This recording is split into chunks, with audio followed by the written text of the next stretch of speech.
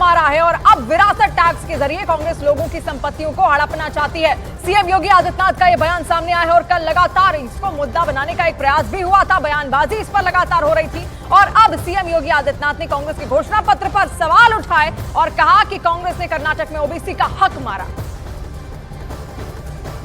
कर्नाटक में कांग्रेस नेतृत्व की सरकार है और कर्नाटक की कांग्रेस नेतृत्व की सरकार ने जिस तरीके से पिछड़े वर्ग के आरक्षण के लाभ में जबरदस्ती मुस्लिमों को घुसेड़ करके और उनके अधिकार में बंदरबांट करने और उसमें लूट करने की शुरुआत प्रारंभ की है, ये सभी संदेह पैदा करता है। मजहबी आधार पर देश के विभाजन की आधारशिला रखना चाहते हैं। दूसरी तरफ किसी ने मेहनत से अगर अपनी संपत्ति अर्जित की है, घर बनाया है, कोई प्रॉपर्टी बनाई है, खास तौर पर हमारी माताएं बहनें अपने लिए जेवर खरीदती हैं, उसको ये अपने अधिकार में ले लेंगे। विरासत जो बाप दादों की कमाई है उसका आधा ये लोग हड़प लेंगे।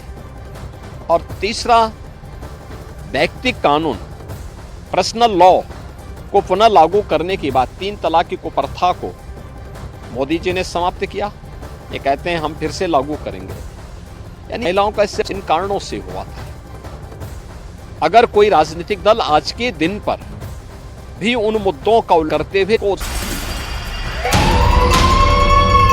और बड़ी खबर लोकसभा की है। पश्चिम बंगाल में 3 बजे तक 60% लगभग वोटिंग हुई है और मणिपुर में 3 बजे तक 68% हुई है और उत्तर में 3 बजे तक लगभग 43% वोटिंग और मध्य प्रदेश में 3 बजे तक 46% मतदान हुआ है। लगातार अपने मताधिकार का इस्तेमाल करने के लिए मतदाता पहुंच रहे हैं और देखिए तस्वीरें भी देखिए, उन दिग्गजों की भी तस्वीरें देखिए जिन्होंने आज अपने मताधिकार का किया है। इसके आम के पास है जो अब ईवीएम में कैद हो गया है और 4 जून को नतीजे आएंगे। दूसरे फेज का ये चुनाव है और ऐसे में ये तस्वीर बेहद महत्वपूर्ण स्थितियां बताई किस तरीके से कहां पर अब तक लगभग 3 बजे तक कितना मतदान कहां पर हुआ है, वो वोट फीसद भी हमने आपको गिनाया। और इसके अलावा तमाम जो बड़े दिग्गज चेहरे हैं वो भी चुनाव प्रचार तो खूब किया लेकिन अपने मताधिकार का भी वो बखूबी इस्तेमाल कर रहे हैं। ये नेहा शर्मा की तस्वीरें इस वक्त आप देख रहे हैं, बॉलीवुड एक्ट्रेस हैं। एक बड़े अधिकार का इस्तेमाल तमाम जो बड़े नेता हैं वो पहुंच रहे हैं और अपने वोटिंग का, अपने मताधिकार का इस्तेमाल कर रहे हैं। और प्रियंका रवि लवीना कहां पर आप मौजूद हैं और अब तक कितना मतदान हुआ है वहां?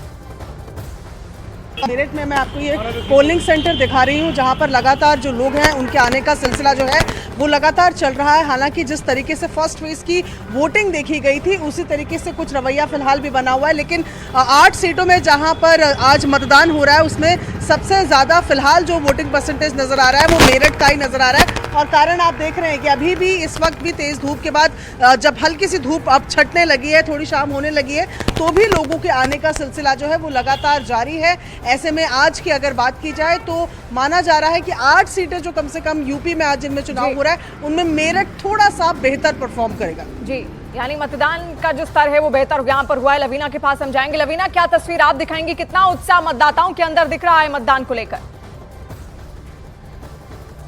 उत्साह में थोड़ा खलल शिवानी जरूर डाल दिया है और जो तादाद मुझे सुबह बहुत ज्यादा दिख रही थी वो अब धीरे धीरे कम होती हुई चली जा रही है। उसका कारण सीधा सीधा धूप है। हालांकि जब मैं लोगों से बात कर रही हूँ तो वो यही कह रहे हैं कि शाम होते होते जरूर हो सकता है लोग यहाँ पर आना शुरू हो जाएं। यहाँ पर कुछ लोग बैठे हैं। आप मतदान करने के लिए आए हैं? हाँ। वोट डाल दिया? लवीना, आपके पास हम वापस लौटेंगे। रवि के साथ कुछ मतदाता वहां पर मौजूद हैं। रवि, हम चाहेंगे आप बातचीत उनसे करिए, क्या उनका कहना है, मतदान किस तरीके से वो कर रहे हैं, दिखाइए तस्वीर।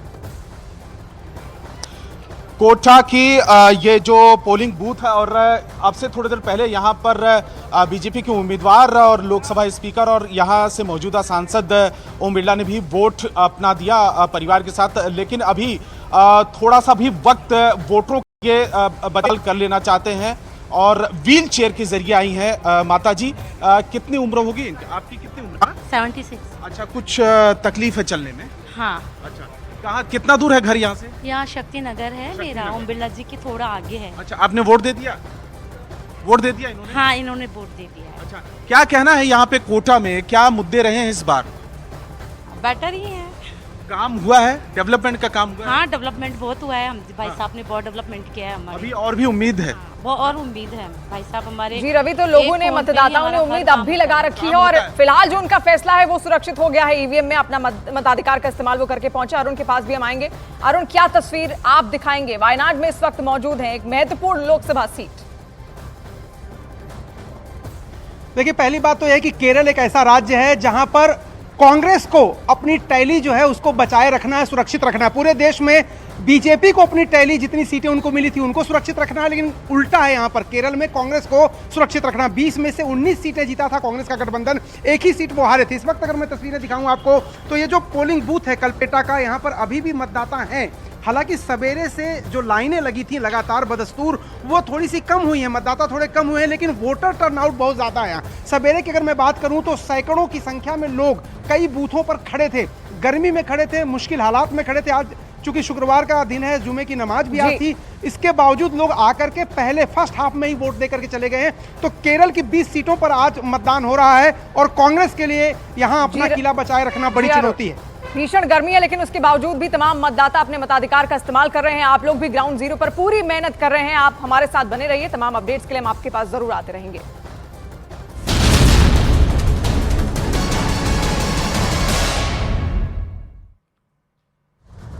कर्नाटक के बीजापुर में राहुल गांधी ने पीएम मोदी पर बोला हमला। कहा आजकल अपने भाषण के दौरान काफी घबराए हुए रहते हैं नरेंद्र मोदी, शायद कुछ दिनों में स्टेज पर उनके आंसू निकल आए। मध्य प्रदेश के राजगढ़ में अमित शाह ने कांग्रेस पर साधा निशाना। कहा कांग्रेस पार्टी मुस्लिम पर्सनल लॉ के जरिए देश में सरिया कानून लाना चाहती है। मुंगेर में एनडीए की रैली में शामिल हुए प्रधानमंत्री नरेंद्र मोदी। नीतीश कुमार ने मुस्लिम वोटरों से कहा जो काम करता है वोट उन्हें दे मुसलमान। नीतीश ने कहा काम करें हम लोग और वोट मांगता है विपक्ष। सुप्रीम कोर्ट के फैसले के बाद कई देशों में ईवीएम नहीं, इंडिया गठबंधन जिताओ, ईवीएम हटाओ। ईवीएम पर सुप्रीम कोर्ट का बहुत बड़ा फैसला। कोर्ट ने वीवीपैट की गिनती के लिए दायर सभी याचिकाएं खारिज की। निर्वाचन आयोग को सुप्रीम कोर्ट का निर्देश। कहा ईवीएम की सिंबल लोडिंग यूनिट को वोटिंग के बाद 45 दिन तक सुरक्षित रखा जाए। ईवीएम से मतदान पर सवाल खड़े करने वालों पर सुप्रीम कोर्ट की टिप्पणी। कहा एक बनाई व्यवस्था पर आंख मूंद कर सवाल खड़े नहीं किए जा सकते। सुप्रीम कोर्ट ने कहा कि अगर कोई प्रत्याशी वीवीपैट से मिलान की मांग करता है तो खर्च उसे ही उठाना होगा। ईवीएम में छेड़छाड़ पाए जाने पर प्रत्याशी को खर्च की रकम लौटाई जाएगी। निर्वाचन आयोग को सुप्रीम कोर्ट का निर्देश। कहा कागज की पर्चियों की गिनती के लिए इलेक्ट्रॉनिक मशीन के सुझाव पर ध्यान दें। पर्ची पर हर पार्टी के बारकोड की संभावनाएं तलाशें। सुप्रीम कोर्ट ने मतदान से जुड़ी 3 तरह की याचिकाओं को खारिज किया। बैलेट पेपर से वोटिंग, सभी वीवीपैट पर्चियों की गिनती और वीवीपैट पर्चियों को बैलेट बॉक्स में डालने की याचिका खारिज। बिहार के अररिया में रैली के दौरान पीएम मोदी ने ईवीएम पर सुप्रीम कोर्ट के फैसले का जिक्र किया। कहा सर्वोच्च अदालत ने साफ कर दिया है कि अब बैलेट पेपर का पुराण काल लौट कर नहीं आएगा। अररिया की रैली में पीएम नरेंद्र मोदी ने विपक्ष पर जोरदार हमला बोला। सुप्रीम कोर्ट नरेंद्र मोदी ने ईवीएम पर सुप्रीम कोर्ट के फैसले को संविधान की ताकत बताया। कहा मत पेटियों को लूटने का इरादा रखने वालों के सारे सपने टूटने के लिए मतदाताओं में खासा उत्साह। यूपी के सीएम योगी आदित्यनाथ ने कांग्रेस के घोषणा पत्र में लगी होगी तो बीजेपी इसे स्वीकार नहीं करेगी। मालदा में पीएम नरेंद्र मोदी की रैली में लगे मोदी के नारे। पीएम ने कहा अगले जन्म में बंगाल में किसी मां की गोद से जन्म लेने की ख्वाहिश। मालदा की रैली में पीएम नरेंद्र मोदी ने टीएमसी पर बोला हमला। कहा बंगाल में घोटाले करती है टीएमसी, भुगतान करती है बंगाल की जनता। पीएम ने मालदा के चुनावी मंच से कांग्रेस और टीएमसी पर बोला हमला। कहा टीएमसी और कांग्रेस में तुष्टीकरण का कॉम्पिटिशन। बंगाल में पीएम नरेंद्र मोदी ने जनता से कहा बांग्लादेश से आए अवैध प्रवासियों को आपकी जमीनें देकर बसाती है टीएमसी और कांग्रेस आपकी संपत्ति उनके बीच बांटने की बात कह रही है। महाराष्ट्र के अमरावती से बीजेपी प्रत्याशी नवनीत राणा ने राहुल गांधी पर कसा तंज। कहा राहुल गांधी को मैच्योर होने में 52 साल लगे, महिलाओं का सोना छीनने में 50 साल और लगेंगे। जम्मू कश्मीर के राजौरी में दिव्यांग विजय कुमार ने पोलिंग बूथ पर पहुंचकर मतदान किया। लोकतंत्र के महापर्व में शामिल होना सौभाग्य की बात। बंगाल के बालूर घाट में पोलिंग बूथ पर बीजेपी प्रत्याशी सुकांत मजूमदार और टीएमसी कार्यकर्ताओं के बीच झड़प। मजूमदार का आरोप पोलिंग बूथ पर बड़ी संख्या में घुसे टीएमसी कार्यकर्ता। पश्चिम बंगाल के बर्धमान में दिलीप घोष के रोड शो के दौरान लगे विरोधी नारे। दिलीप घोष ने नारेबाजी करने पर बरसाए फूल। बंगाल में बीरभूम से बीजेपी प्रत्याशी देबाशीष धर का नामांकन खारिज। जिला निर्वाचन अधिकारी के उनके नामांकन में खामी की बात कही। हाई कोर्ट में अपील करेंगे देबाशीष।